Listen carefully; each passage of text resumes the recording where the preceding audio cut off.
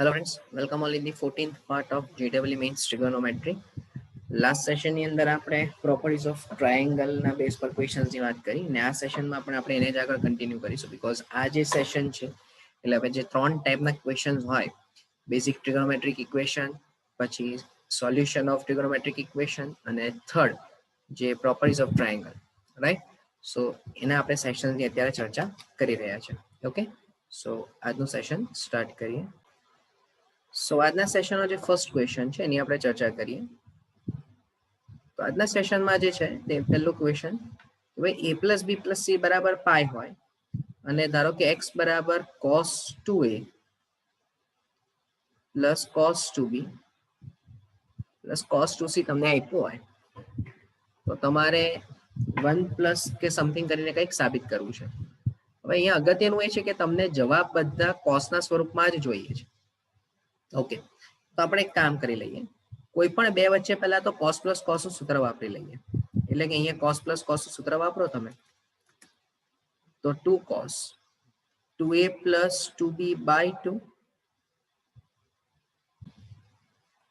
અને cos 2a minus 2b by 2 અને plus કરીને અચ્છા આજે આ cos 2c છે એને બદલે આપણે 2 cos સ્ક્વેર c -1 લખી શકીએ. એમ તો ઘણા બધા ઓપ્શન્સ આવે પણ મને જવાબ બધો કોસના સ્વરૂપમાં જ જોઈએ છે, બરાબર? એટલા માટે આપણે ટ્રાય કરીએ. હા, સાઇન પણ છે પણ જોઈશું પછી સાઇનમાં કન્વર્ટ થાય છે કે નથી થતું, બરાબર?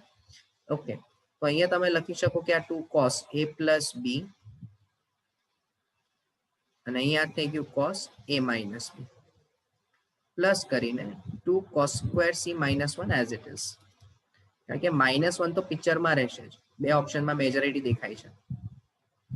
અચ્છા, હવે આ જે a પ્લસ બી છે એને બદલે બોલો હવે આપણે પાઈ માઇનસ સી લખી શકીએ અને અહીંયા cos a minus B as it is plus 2 cos square C ને -1 પણ એઝ ઇટ ઇઝ. આપણને ખબર જ છે કે પાઈ માઇનસ સી હોય, બરાબર? એટલે તમે માઇનસ લખી શકો cos c cos a minus b અને અહીંયા 2 cos સ્ક્વેર સી -1. અચ્છા ભાઈ, આ પહેલા બે ટર્મમાંથી જો હું 2 cos c બહાર લઈ લઉં તો અંદર બચશે cos c minus cos of a minus b -1. બહુ ધ્યાનથી સમજો, હા, બરાબર છે? આપણે 2 cos c માંથી બંને ટર્મમાંથી 2 cos c બહાર લઈ લીધું તો cos c as it is અને માઇનસ કરીને cos a માઇનસ b. ચાલો હવે ફરીથી આ જે cos c છે તો એને બદલે તમે પાઈ માઇનસ a પ્લસ બી પણ લખી જ શકો છો અને માઇનસ કરીને cos a માઇનસ બી પણ છે જ.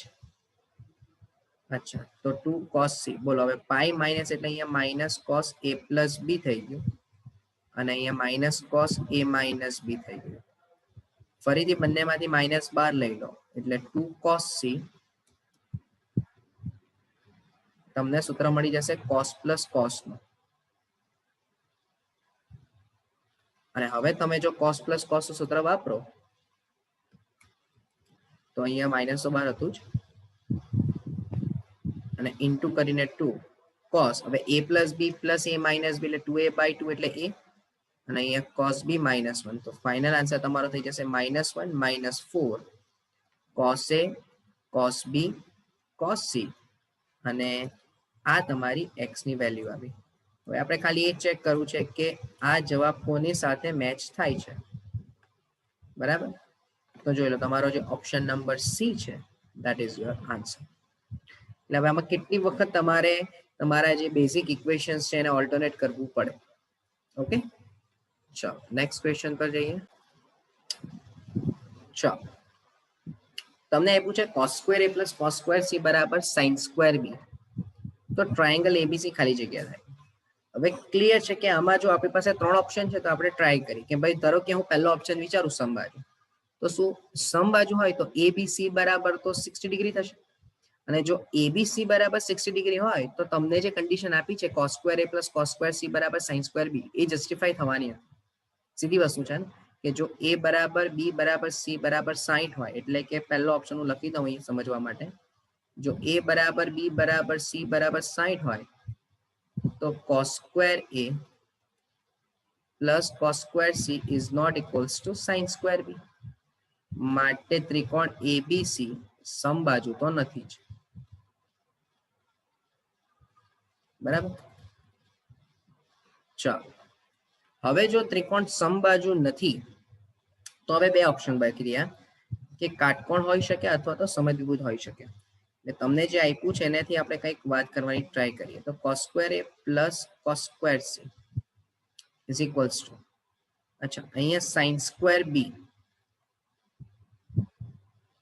અચ્છા, ધારો કે હું એમ માનીને ચાલુ કે તમારો ખૂણો કાટકોણ ત્રિકોણ છે, કોઈ પણ એક ખૂણો કાટખૂણો છે, સમજો. તો શું પોસિબિલિટી ઊભી થાય?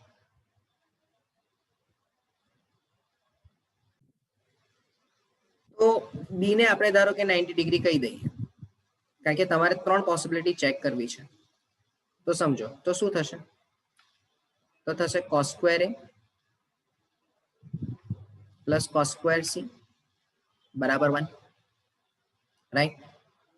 તો cos સ્ક્વેર a બરાબર 1 માઇનસ cos સ્ક્વેર c, એનો મીનિંગ કે cos સ્ક્વેર a બરાબર sin સ્ક્વેર c આવી ગયો. ઓકે, ચાલો. સો તમને જે કન્ડિશન આપી છે, તમને મળી છે, એના પરથી તમે રિઝલ્ટ લાવ્યા કે cos સ્ક્વેર a બરાબર sin સ્ક્વેર c.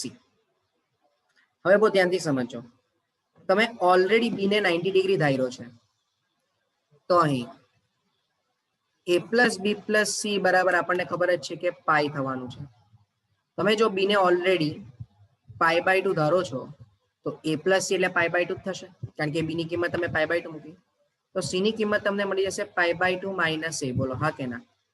એટલે ધારો કે હવે અહીં મને એવું ખબર પડે કે જો cos, અરે અહીંયા 90 ડિગ્રી થયું ને cos સ્ક્વેર a બરાબર sin સ્ક્વેર c થાય, બરાબર, કારણ કે તો જ 1 માઇનસ cos સ્ક્વેર c થશે ને, બરાબર. અથવા તો આને આપણે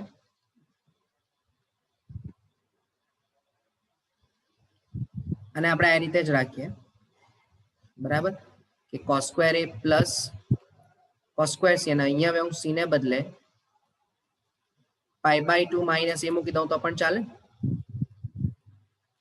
બરાબર 1, હા કે ના? તો બોલો અહીંયા શું થશે ભાઈ? તો માટે તમને મળી જશે cos square a plus sin square a બરાબર 1, જે કેવું થશે ભાઈ? સત્ય થાય. બોલો હા કે ના? એટલે કહેવાનો મિનિંગ મારો એવો થયો, સમજો આપણે શું ચેક કર્યું તે હું સમજાવું. તમારી પાસે જે ત્રણ ઓપ્શન હતા, તમે પહેલા આનું સાદું, કારણ કે આવા કેસમાં શું થાય ખબર ભાઈ? આના બહુ બધા સિમ્પ્લિફિકેશન થાય.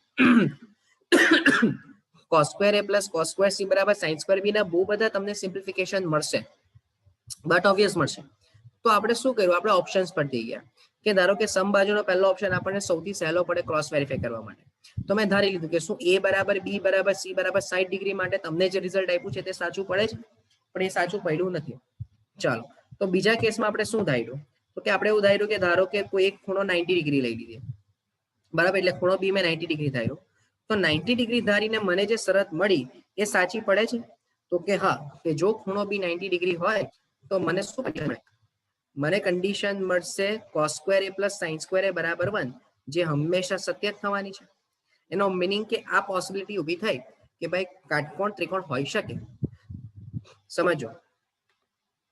પણ કાટકોણ ત્રિકોણ હોવાની સાથે સાથે જે બીજી શરત હતી કઈ, કે જેમાં તમે સમદ્વિભુજ હોય, પણ એ સમદ્વિભુજની શરત તમારું, પણ એ સમદ્વિભુજ ત્રિકોણની શરત તમારી 100% ફોલો થવાની નથી, રાઈટ?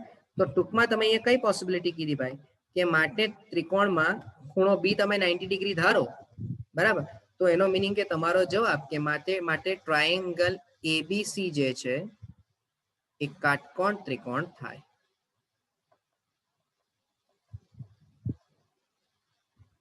રાઈટ?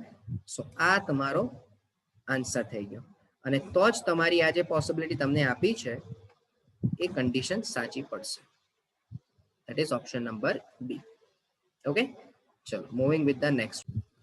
ચલો નેક્સ્ટ ક્વેશ્ચનમાં છે કે ત્રિકોણની બાજુઓના માપ, એટલે બાજુઓના માપ a જેમ b જેમ c બરાબર 1/√3/2 છે. તો તમારે ખૂણો A, ખૂણો B અને ખૂણો C ના માપને ચેક કરવું છે. અચ્છા, તો અહીંયા આપણે સૌથી પહેલા એવું ધારી લઈએ કે ભાઈ ધારો કે A બરાબર x, તો B બરાબર √3x, સો C બરાબર 2x. કારણ કે ગુણોત્તર સમાન છે તો તમે ગુણોત્તરની સાથે કોઈ ચોક્કસ સંખ્યા વડે ગુણો તો પણ ગુણોત્તર તો સેમ જ રહેવાનો છે, બરાબર. તો હવે આપણે જો એબીસી શોધવા હોય તો એક કામ કરો, ચાલો cos A થી ચાલુ કરો.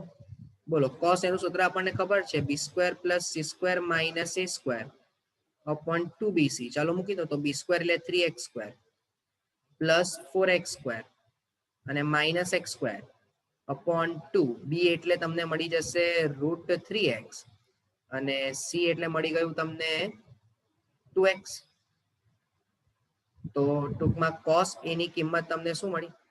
તો કે 4 ને 3 7 ઓછા 1 એટલે 6x² upon 4√3x².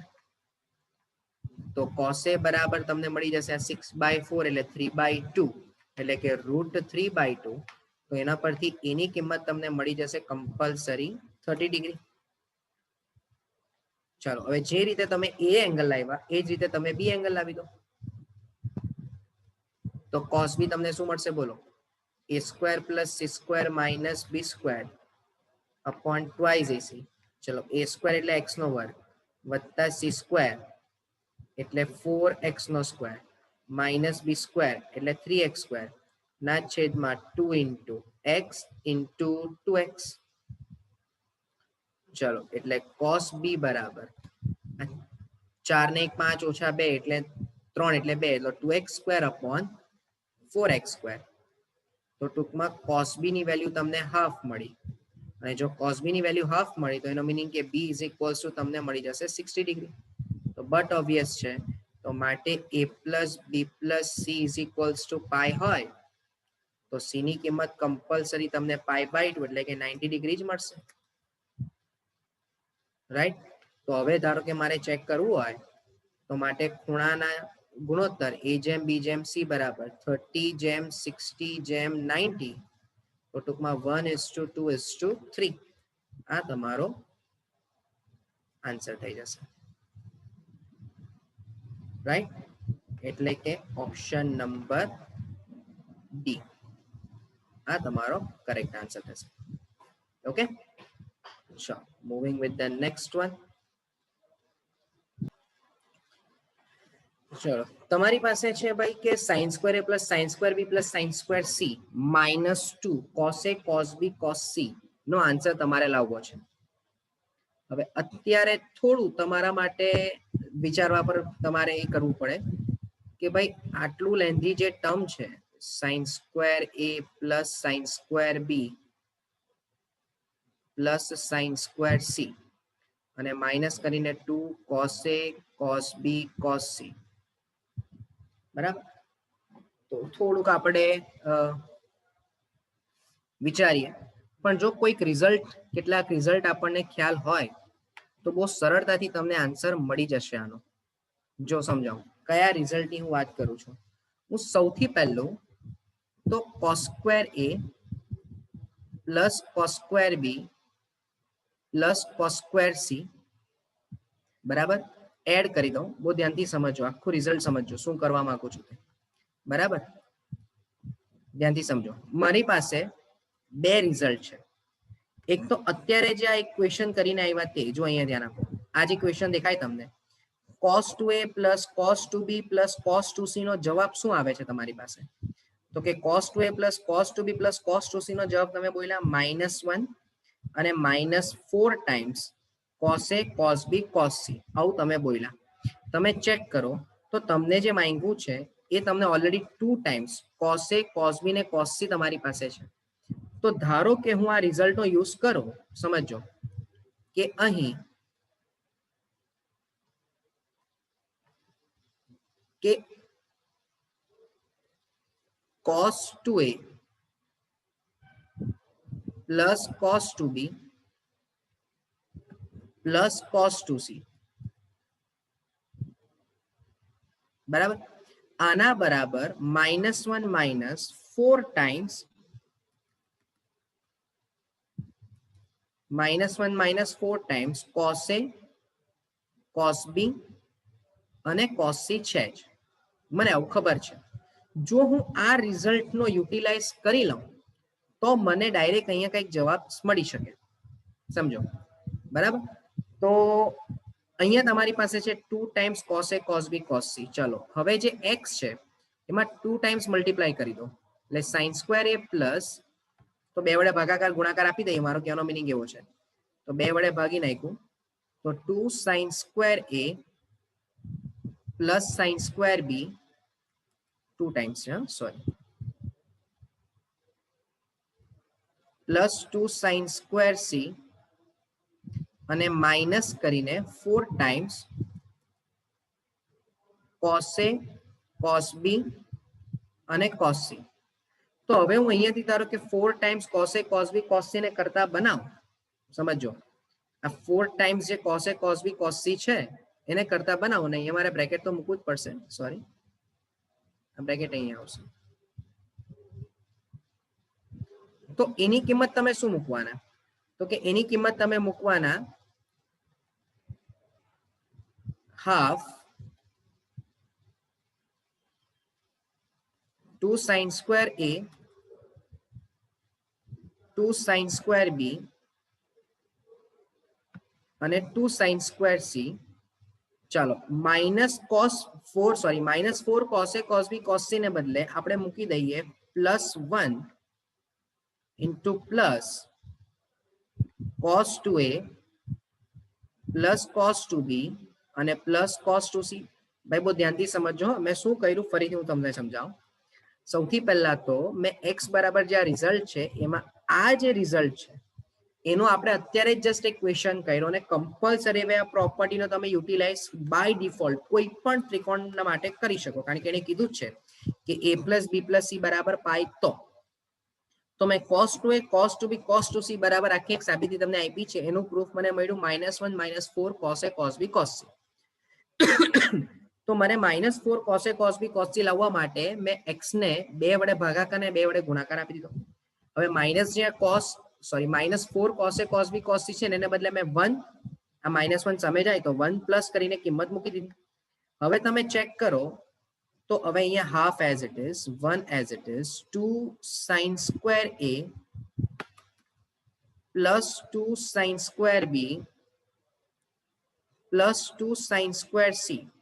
અચ્છા પ્લસ કરીને બોલો cos 2a એટલે cos² a minus sin² a લખાય, પ્લસ cos 2b એટલે cos² b minus sin² b લખાય અને plus cos² c minus sin² c પણ લખાય.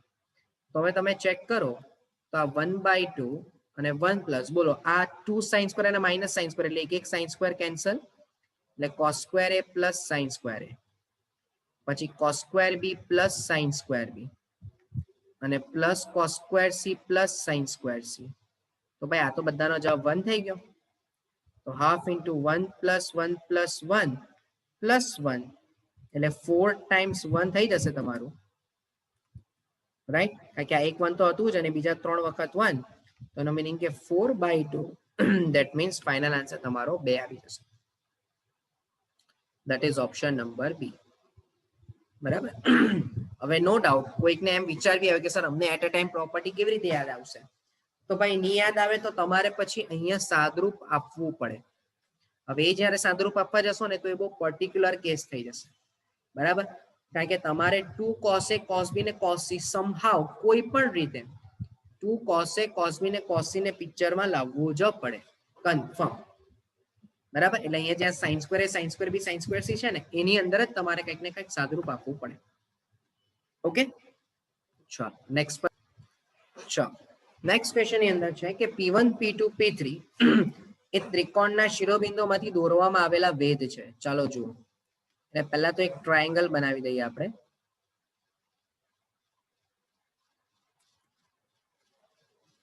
A B અને C. સમજો એમાંથી તમે ત્રિકોણ પર ડ્રો કરેલો વેધ ધારો કે P1, બરાબર, જે અહીંયા D આગળ મળે, એવું જ B માંથી ડ્રો કરેલો વેધ એટલે E આગળ મળશે અને સી માંથી ડ્રો કરેલો વેધ એ એફ આગળ મળશે. અહીંયા આપણે લખી દઈએ કે એડી જે છે એના બરાબર P1, બીઈ જે છે એના બરાબર P2 અને સીએફ જે છે એના બરાબર P3. બરાબર છે. અચ્છા, સાથે સાથે એવું પણ લખી દઉં હું કે એસી બરાબર સ્મોલ બી, બીસી બરાબર સ્મોલ એ અને એબી બરાબર સ્મોલ સી. ચાલો, તમને ત્રિકોણનું ક્ષેત્રફળ ડેલ્ટા આપ્યું છે. હવે આપણને બધાને જ ખબર છે કે ત્રિકોણનું ક્ષેત્રફળ એટલે હાફ પાયો ગુણ્યા વેધ. તો બોલો, સૌથી પહેલું જો હું પાયા તરીકે બીસી લઉં તો વેધ તરીકે એડી લઈ શકાય. બરાબર. તો પહેલું ક્ષેત્રફળ મને મળી જશે હાફ પાયો એટલે બીસી, બીસી એટલે એ ઇન્ટુ P1. બરાબર. તો મને આ પહેલું સૂત્ર મળ્યું ડેલ્ટાનું. તો બોલો એના જ અકોર્ડિંગ તો માટે ડેલ્ટા બરાબર હાફ બી ઇન્ટુ P2 પણ મળશે અને એના જ બરાબર હાફ સી ઇન્ટુ P3 પણ મળે કે નહીં? ચેક કરી લો એક વખત. જોજો, બીઈ પાયો થઈ ગયો, સોરી વેધ થઈ ગયો અને એસી પાયો થઈ ગયો. તો બીઈ એટલે P2 ઇન્ટુ એસી એટલે બી પણ થાય જ, કારણ કે આપણને જે સૂત્ર ખબર છે પાયો ગુણ્યા વેધ એના પરથી જ મેં વાત કરી છે. ચાલો, તો હવે હું ધારો કે P1 ને કરતા બનાવું, પણ તમને શું જોઈએ છે? P1 ની -2 ઘાત જોઈએ છે. અચ્છા, P1 ની -2 ઘાત એટલે હું એમ કહું કે ભાઈ 1/P1 વિચારો. તો બોલો 1/P1 કેટલું થવાનું? તો 1/P1 થઈ જશે A/2 ડેલ્ટા. તો એ જ રીતે 1/P2 શું થઈ જશે? B/2 delta. અને 1/P3 શું થઈ જશે? C/2 delta. હવે મને શોધવું છે P1 ની -2 ઘાત વત્તા P2 ની -2 ઘાત વત્તા P3 ની -2 ઘાત. તો બોલો A²/4 delta square plus B²/4 delta square અને C²/4 ડેલ્ટા સ્ક્વેર. તો વ્યાપક રીતે બધાનો જવાબ શું થશે? બોલો A² plus B² plus C² upon 4 delta square. આ P1 ની -2 ઘાત, P2 ની -2 ઘાત અને P3 ની -2 ઘાત. આ મારો જવાબ થઈ જશે.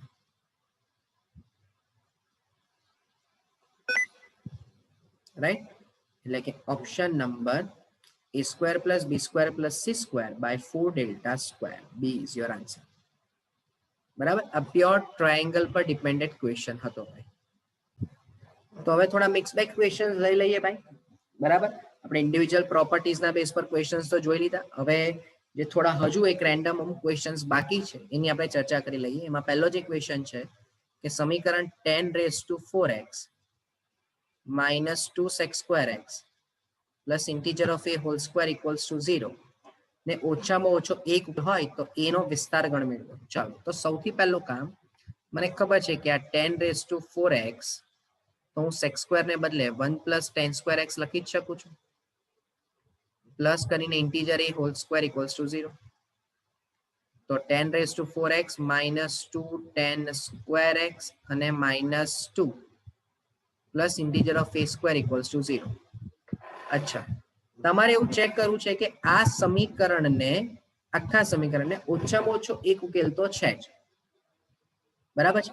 અચ્છા, તો હું ધારો કે એમ કહું તો ચાલે ભાઈ કે 10⁴x minus 2 tan² x અને +1 તો -3 plus integer of a whole square equals to 0. તો આ થઈ ગયું બેઝિકલી તમને 10² x -1 હોલ સ્ક્વેર અને પ્લસ કરીને ઇન્ટીજર ઓફ a² -3 બરાબર 0. અચ્છા, આપણને બધાને જ ખબર છે કે આ જે સમીકરણ છે કયું? 10² x -1 હોલ સ્ક્વેર. બરાબર. તો એના બરાબર તમને શું મળી ગયું ભાઈ? તો કે 10² x -1 હોલ સ્ક્વેર બરાબર મળી ગયું 3 માઇનસ ઇન્ટીજર ઓફ a². હવે મને એવું ખબર જ છે કે અહીં 10² x -1 હોલ સ્ક્વેર, બોલો કન્ફર્મ આનો જવાબ greater than or equals to 0 જ હોય. તમે x ની કોઈ પણ કિંમત વિચારો, જે કિંમત પર 10x વ્યાખ્યાયિત હોય, બરાબર, એવી દરેક કિંમત પર 10² x -1 નો સ્ક્વેર એ હંમેશા greater than or equals to 0 answer જ આપશે. તેનો મીનિંગ કે 3 માઇનસ ઇન્ટીજર ઓફ a² પણ greater than or equals to 0 હોવું જોઈએ. તો integer of a² less than or equals to 3 થઈ ગયું. તેનો મીનિંગ કે -√3 થી લઈને ઇન્ટીજર x ની વેલ્યુ √3 ની વચ્ચે જ આવશે, બરાબર. હવે જો ઇન્ટીજર √3 હોય, બરાબર, ઇન્ટીજર એ હોય તો -√3 થી લઈને √3 ની વચ્ચે ઇન્ટીજર નો આન્સર કયા અંતરાલ તમને જસ્ટિફાય આપશે? જરા વિચારો કે ધારો કે -√3 હોય, બરાબર, -√3 એટલે -1 પોઈન્ટ સમથિંગ, બરાબર છે, અને -1 પોઈન્ટ સમથિંગ ની નાની કિંમત ઇન્ટીજર ની કઈ આપે? તો કે કમ્પલસરી -1, અને આ બાજુ √3 એટલે તમને કોણ આપશે? 1 આપશે, બરાબર. તો હવે તમે ચેક કરો ઓપ્શન પરથી, તો ક્લિયર છે કે મને એ જ ઓપ્શન દેખાશે કે જો ઇન્ટીજર નો જવાબ -√3 થી લઈને √3 ની વચ્ચે છે, સમજો, -√3 થી લઈને √3 ની વચ્ચે ઇન્ટીજર એ છે, બરાબર. તો જો હું એમ કહું કે અહીંયા -√3, બહુ ધ્યાનથી સમજો, અહીંયા √3, તો ક્યારે પણ ઇન્ટીજર એ -√3 જવાબ નથી લેવાનો, એ કમ્પલસરી -1 જવાબ લેશે, અથવા 0 જવાબ લેશે, અથવા તો 1 જવાબ લેશે. તો એનો મીનિંગ કે એની કિંમત કોની વચ્ચે હશે? તો કે -1 થી લઈને 1 ની વચ્ચે હશે. કન્ફર્મ. તો અને તો જ ઇન્ટીજર નો જવાબ -√3 થી લઈને √3 ની વચ્ચે આવે. આ બહુ ધ્યાનથી સમજવા જેવી બાબત છે. સમજો, કોઈ પણ કન્ફ્યુઝન મગજમાં રાખના નહીં. સૌથી પહેલું તો તમારે જે સમીકરણ લાવવાનું હતું, ધ્યાનથી સમજો, એ સમીકરણનો આપણે એનો વિસ્તાર શોધ, એટલે કે એની કિંમતો માટે આ સમીકરણને એક ઉકેલ મળે એવું ચેક કરવું હતું. સમીકરણને કોઈ એક વિધેયમાં કન્વર્ટ કરી દીધું, બરાબર. કોઈ એક વિધેય પરથી આપણને એને પરફેક્ટ સ્ક્વેર બનાવી દીધો. પરફેક્ટ સ્ક્વેર બનાવીને આપણને ખ્યાલ આવે કે આ જે છે tan² x - 1 નો સ્ક્વેર, એનો જવાબ હંમેશા 0 અથવા 0 કરતા મોટો જ હોય. તો કમ્પલસરી 3 - ઇન્ટીજર ઓફ a² નો પણ જવાબ 0 અથવા 0 કરતા મોટો જ હશે, બરાબર. તો ઇન્ટીજર ઓફ a² નો જવાબ <= 3. હવે આપણને આ પણ શરત ખબર જ છે કે ઇન્ટીજર a² <= 3 હોય તો કોઈ પણ કિંમત, એટલે ધારો કે હું કે x² <= 3, તો x ની કિંમત કમ્પલસરી -√3 થી લઈને √3 ની વચ્ચે જ હોય. પણ અહીંયા નોર્મલ વિધેય નથી, તમારી પાસે ઇન્ટીજર છે. તો -√3 થી √3 માં ઇન્ટીજર કયા કયા? તો કે માત્ર ને માત્ર 3, -1, 0 અને 1, બરાબર. તો આ 3 ઇન્ટિગ્રલ વેલ્યુઝને તમારે ચેક કરવી હોય તો એનો કયો અંતરાલ લેવો કે જેને લીધે આ 3 ઇન્ટિગ્રલ વેલ્યુઝ તમારી આવે? તો કમ્પલસરી એ -1 થી લઈને 1 ની વચ્ચે, જસ્ટ અ મિનિટ, સોરી 1 આવે છે ને, તો તમે -1 થી લઈને 2 સુધી જશો, રાઈટ, એટલે ઓપન ઇન્ટરવલ 2 સુધી જશો. My mistake. કેમ ઓપન ઇન્ટરવલ 2 સુધી ભાઈ? કારણ કે જો હું 2 સુધી જાઉં તો પણ દરેકે દરેક કિંમતનો જવાબ ઇન્ટીજરનો તો 1 જ થવાનો. તમે વિચારો, તમે 1 થી ચાલુ કરો અને 1 થી ચાલુ કરીને 2 ની લો, તો આ ઇન્ટરવલમાં જેટલા પણ ઇન્ટિગ્રલ પોઈન્ટ હશે, બધાનો ઇન્ટીજરનો જવાબ તો કેટલો થવાનો? 1 જ થવાનો. એટલે final answer, sorry my mistake, final answer તમારો થશે -1 થી લઈને 2 ની વચ્ચે. એટલે કે C is your correct answer, right. So હવે નેક્સ્ટ સેશનની અંદર ઓલમોસ્ટ આ ચેપ્ટરનું આપણું લાસ્ટ સેશન હશે કે જેની અંદર હજુ જે થોડા મિક્સ બેક ક્વેશ્ચન્સ છે, એક અંતર અને ઊંચાઈ વાળા તમારો ટોપિક તમે યાદ હોય તો 10th માં પડી ગયા, એને રિલેટેડ પણ થોડા ઘણા ક્વેશ્ચન્સ, વધારે ને 1 કે 2, કારણ કે આપણે એ વસ્તુને JEE માં પૂછે છે લોકો, તો ટ્રાય કરીએ કે પણ એવા 2 ક્વેશ્ચન સોલ્વ થાય, right. So next session will be your last session of this chapter. Okay, so thank you from my side.